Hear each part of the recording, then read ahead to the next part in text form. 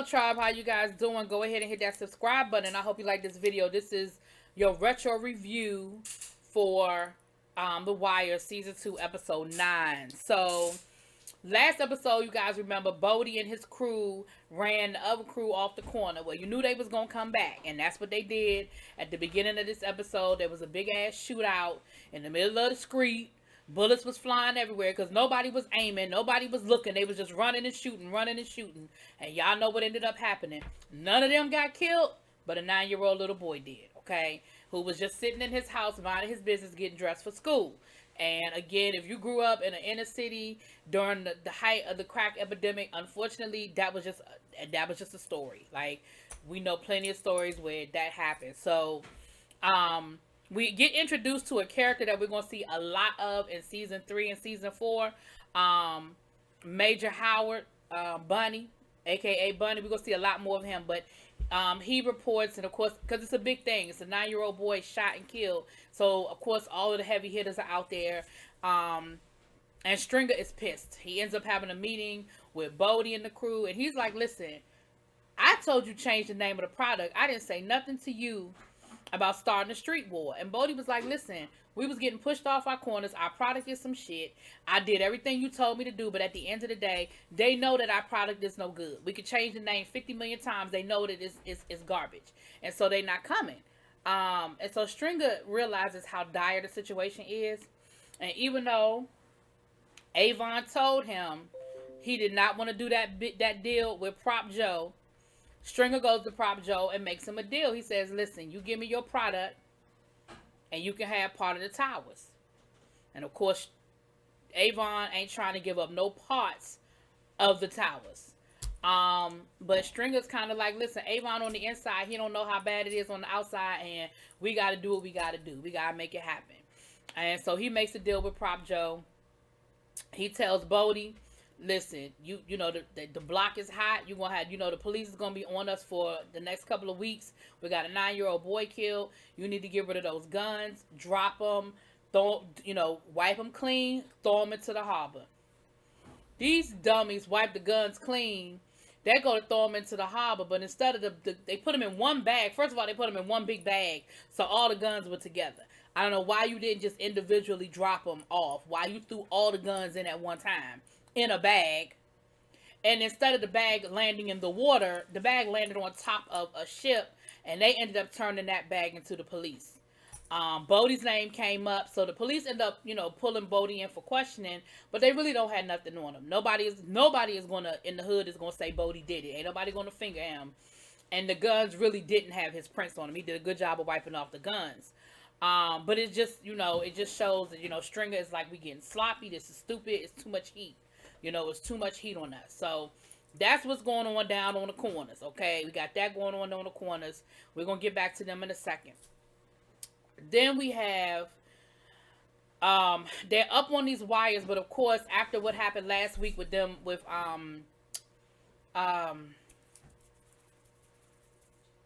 Frank, figuring out that they were being watched. They've been kind of quiet. They haven't been moving any shipments. Ain't no shipments been disappearing. They stopped using the phones and everything. But remember, they're not as careful as Avon and his crew were in season 1. So they're still talking on the phones. They talking in a little bit of code, but the code ain't hard to figure out, And the lawyer lets them know. She says, listen, if y'all can get probable cause, the warrant that we already have will cover the rest of these numbers. You just got to figure out what numbers they're using. Like the warrant is good. You just got to figure out, okay, they use this number, they use that number, they use that number. So they're still listening, and all that good stuff. And they're figuring out that the warehouse, they didn't shut the warehouse all the way down. So they know that they're still so they figured, so again, they're keeping up with what's on the wire, but they're encouraged because they were like, if they thought that they were totally busted, then they would shut the whole warehouse down, and they haven't done that. And so they figured out, listen, they're just trying to wait it out. They're just trying to wait it out, right? Now, Ziggy's butt, I don't know what Ziggy's issue is. I guess Ziggy just wants a piece of the action no matter how it comes to him. Ziggy is working on a caper. He's decided that he's gonna go make a deal with the guys himself, and he's gonna steal some cars off the docks. He enlists his little sidekick and lets him know, listen, we got a plan. He goes to the guys, he sets up a deal, he tells them that he'll sell them the cars, they negotiate a price and everything. And Ziggy really thinks that he's smarter than what he is. Ziggy really thinks that he can do this business. He hasn't figured out yet that, this ain't made for you, boo. This ain't your thing. This ain't your lane. Now, Frankie, on the other hand, is rolling. But the Greeks let him know, listen, we did a couple of deals for you, but now, we really don't deal in, we really move weight, and you ain't really moving the kind of weight, the kind of boat. We're going to go ahead and hook you up with our middleman, but we're going to keep you a good price. And he ends up giving him the number to a dude named Mikey that he knows, he like, me and Mikey went to school together, they know each other, that kind of thing.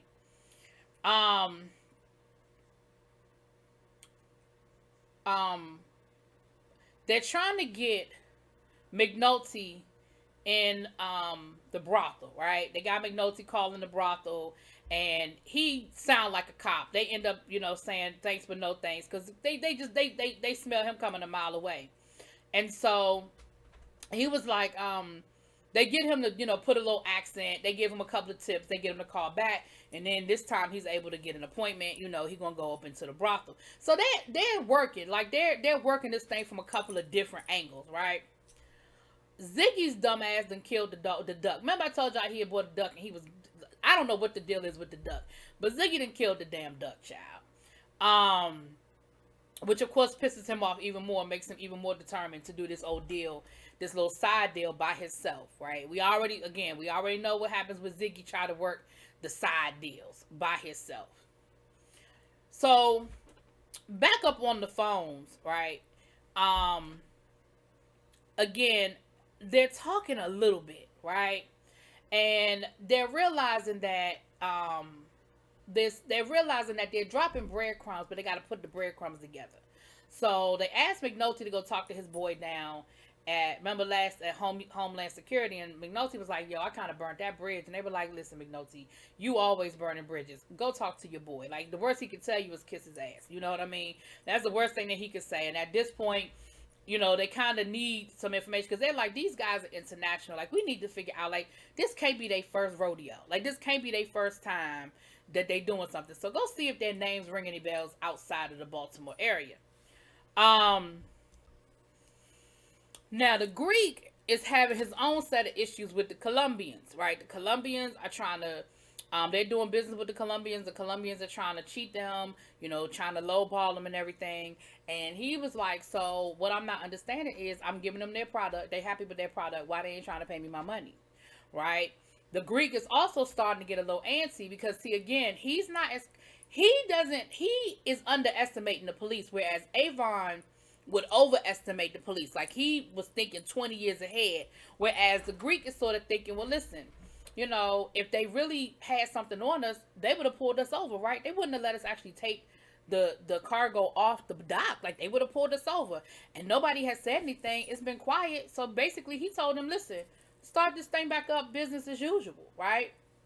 He said, let's start moving our containers and stuff again. Keep them clean. We ain't gonna bring no more women in. Okay, we're gonna keep it, to just merchandise and stuff. But we gotta keep this thing going. In the meantime, McNulty goes down and talks to his boy. His boy was like, listen, I ain't even tripping. What happened was what happened. It was what it was. I ain't even mad about it. And so McNulty was like, cool, I appreciate it. Again, I apologize for how that whole thing went down. He said, but listen, I got a couple of names. We working a whole nother case. I got a couple of names for you. So his boy ends up asking around about, the Greek, these names they got, these Russian names they got. And the dude he talks to, he knows the Greek. So he reaches out to the Greek and says, listen, they kind of on your back. Baltimore police are looking at you. You might want to watch yourself, because, I got a phone call today and they kind of got their eye out on you. And he was like, for real? Okay, I appreciate the call. And he actually ends up giving the Greek ends up giving him a tip, right? The Greek ends up giving him a little tip. And what we see at the end of the episode, I'm all around this, but I'm giving y'all the info, okay? I'm all around this. At the end of the episode, the DEA officer that he was talking to, or Homeland Security officer, he goes and pulls the tip was that there was some cargo coming in, and it was gonna be drugs. So they end up pulling the cargo, and of course, all the dock workers are like, "Yo, what's going on? Like, what's up?" Because of course they don't know whether it's a setup, they don't know whether it's legit, like they don't know what's going on. And they open up the containers, and the containers don't look like drugs. They look like, so they couldn't find the drugs at first. So the DEA officer ends up calling his boy like, "Yo, what's really going on? Like, you got me out here looking stupid. I got all these police officers out here and there ain't no drugs there." He was like, "Yes it is, look closely." And it looked like these little cubes, but baby, the cubes were the drugs. Baby, it was like the biggest drug bust in the history of Baltimore or whatever, the history of Maryland or whatever. And it was the drugs belonged to the Colombians. So that was the Greeks' way of getting back at the Colombians. Like, you want to lowball me? You want to play games with me? Let's do this. So the Greeks starts moving cargo again. And of course, they're on it. They got their relay system. They're following the container. They got Carver and Herc taking pictures. They got, they not being following behind too closely, but they're keeping an eye on the container and everything, right? And they actually do deliver the container, but once again, it's just sort of sitting there because what are they doing? They're waiting to see if anybody was going to be following. They're waiting to see if anybody was going to be following, right? I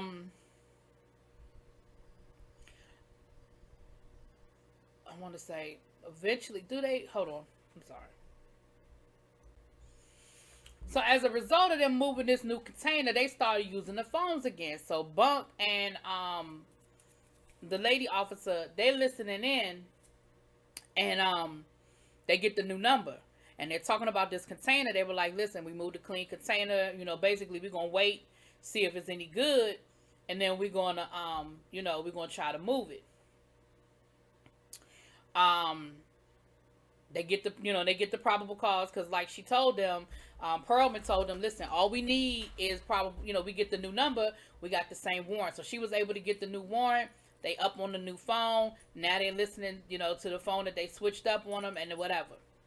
McNulty is getting ready for his date, honey. They done called back. They done got him a date with the down to the brothel. So they closing in on him on all fronts. They closing in on the smuggling. They closing in on the brothel. They starting to put these pieces together and realize, wait a minute, they not just moving women. They moving illegal goods. They moving drugs. Like, they're realizing that all of this stuff really is connected. Like, there really is a case here. And they're realizing that this probably is connected to those dead women. Like, it is all one big case. So now let's get back to Stringer Bell, child. Stringer Bell done went to go talk to Avon's sister, aka Dee's mama, and said, "Listen, I need you to go talk to Avon. Like, he ain't gonna listen to me. I'm trying to tell him how bad things are out here. Like, if he don't do things my way, we're gonna lose the streets. Like, we're gonna lose the towers. But, we really need Avon to sign off on this." And she was, and at first she was being reluctant. She was like, "Well, listen, when I needed, help for my son, nobody was there for me.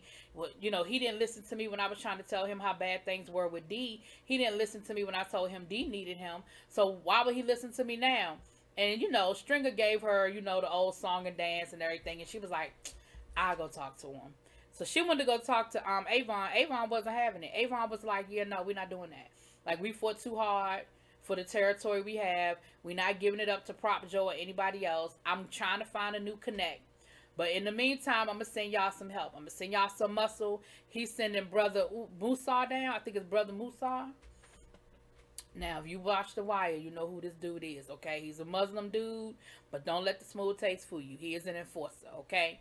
And so, Stringer goes back to Prop Joe and lets him know that, what happened with Avon and that old boy is coming down from New York. Prop Joe was like, "I'm not playing with him. Like, his reputation is long and strong. He got more bodies on him." He said he got more bodies on him than the Chinese cemetery. "I ain't playing with him." He said, "Oh, no, ma'am. No, sir. No, ma'am. No, sir. Because Stringer was trying to convince Prop Joe to get one of his boys to take him out. He was like, I can't do it. If I do it, or if I send one of my people, Avon gonna know. Like, it's got to come from somewhere else. Prop Joe was like, I'm not sending none of my people in there. Like, we're not playing with him. So Stringer was like, well, listen, we got a few, we have a little bit of time. It's going to take time for, Avon to send his word up. It's going to take time for the word to come back down. Give me a few minutes, give me a few weeks, and I'll figure something out. Prop Joe was like, all right, you going to see if you can figure something out. But guess what? By the end of the episode, who was pulling up? At the end of the episode, who came pulling up with his New York tags? Brother Musa Child. Ooh. He came down to the spot. Okay, so he is in Baltimore. That's how the episode ends, child. Now, in the meantime and in between time, Lieutenant Daniels went to go give an update on what's been going on with the case. And of course, all of the people are there. The commissioner and everybody is there. Rawls is there. The other guy is there. And then Pres Belusky's father-in-law, who started this whole thing, he was there. And what was funny was they had all of these great updates on everything that was going on, the prostitution ring, the drug smuggling, the illegal goods, all of this stuff, but he ain't had no update on the union. And he was like, wait a minute, that's what this whole thing started. Like, this was my detail. And the whole purpose of this detail was for you to get me information so we could arrest Frank. And I'm not understanding why I'm hearing everybody's name except for his. And Daniels was like, listen, we go where the case takes us. Like, his name hasn't come up. Like, I don't understand what you want us to say. Like, his name hasn't come up. You know what I'm saying? He said he don't have nothing to do with this. And he was not happy about it, honey. He cussed all of them out. He threw a good old fashioned tantrum and got his ass right on up out of there. So, down on the docks though, Frank and his crew, they're celebrating. Frank, Horace, and Charlie, they're celebrating because the new budget has come in, and it seems like Frank was able to lobby enough that they're going to get a lot of good money coming into the docks, to maybe save the union. And Frank was like, so about the election, he was like, I just need another year so that, I can make sure that I close all these deals that I put in place. And dude was like, no, that's not going to happen. He was like, it's not your turn. Like, this has been a rotation. It is not your turn. So Frank is still trying to basically convince them that he needs another term so that he can close all these deals that he's put in place. In the meantime,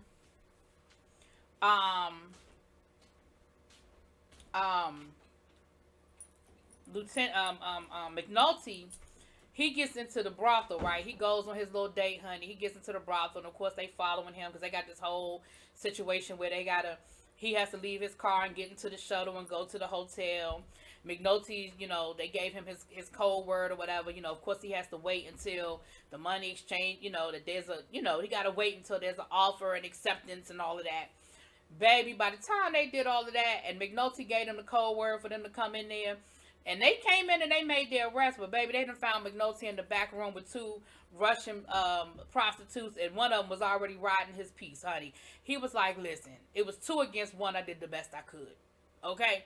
And when it was time for him to write up his report, he had to admit that he actually had sex with one of them, which of course was crazy, but he was like, I can't lie on my affidavit. Like, this is about to be a court case. But they were like, it ain't really about to be no big court case because they're going to deport the women because of course they were all here illegally anyway. So the women are about to be deported. And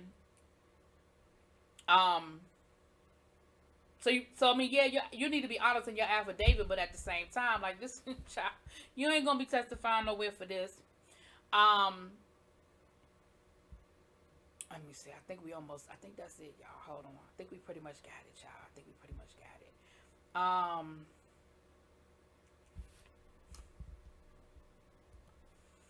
Now, last but not least, I knew I was almost done. Now, last but not least, they listening to the phone taps, and they finally are able to get the right phone. with the Greek secondhand man, the guy that everybody been doing their business with this whole time. And they hear him talking about, because they were like, we can't really let them know what's going on, that we got them on a wire, because we want to hear what they're going to talk about after we do the prostitution bust. And that's what they were able to listen in on, and they were able to get that information and heard them talking about, well, the madam, she's home, the girls are being deported, but hey, we can always get more girls. And they realized, bingo, we got who we need. Like they ain't probably ever gonna get the Greek on the phone, but having him on the phone is the next best thing. So y'all, that was episode 9. We are almost done with season 2. I know it took forever. But we are almost done. Okay, we are almost done. So we'll be back soon with episode 10. Let me know what y'all think. Drop it in those comments. Peace.